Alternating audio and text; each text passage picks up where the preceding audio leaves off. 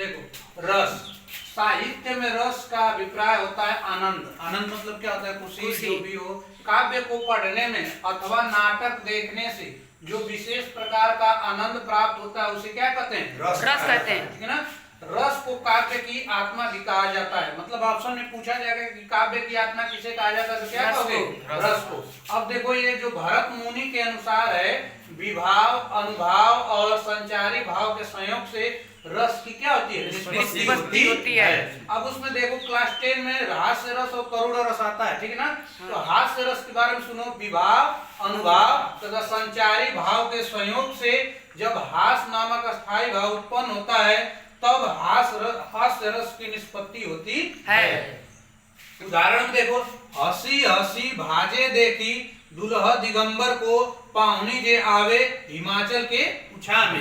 मतलब शंकर जी दुल्हा बन के गए हैं, पूरा बभूत भूत लगाए हुए हैं, तो उसमें क्या लग रहा है? मतलब जो भी वहां की औरतें हैं देखकर उनको क्या करें? हंस रही हैं। ठीक है ना। तो मतलब जिसमें हंसने का बोध हो गया वो कौन सा रस है? हास्य रस। अगला है करुण रस। करुण रस, अब ध्यान सुनो, विभाव, अनुभाव तथा संचारी भाव के संयोग से जब शोक नामक स्थायी भाव उत्पन्न होता है तब करुण रस की निष्पत्ति होती है।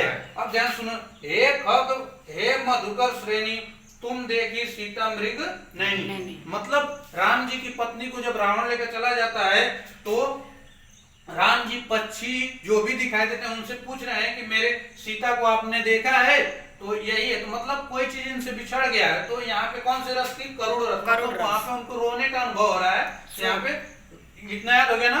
अब देखो ये सब आपका 10 में है, रस है साहित्य में। तो ये देखो इन दोनों में से तुम कंपेयर करके याद कर सकते हो। विभाव, अनुभाव, संचारी भाव के संयोग से, उसमें इसमें भी है विभाव, अनुभाव, संचारी भाव के संयोग से। यहाँ पे शोक लिखा हुआ है, यहाँ पे क्या लिखा हुआ है? हास। बस उसी से मिलाकर याद करोगे, याद हो जाएगा, कुछ नहीं है। ये एग्जाम्पल याद कर लेना। ओके? Yes sir.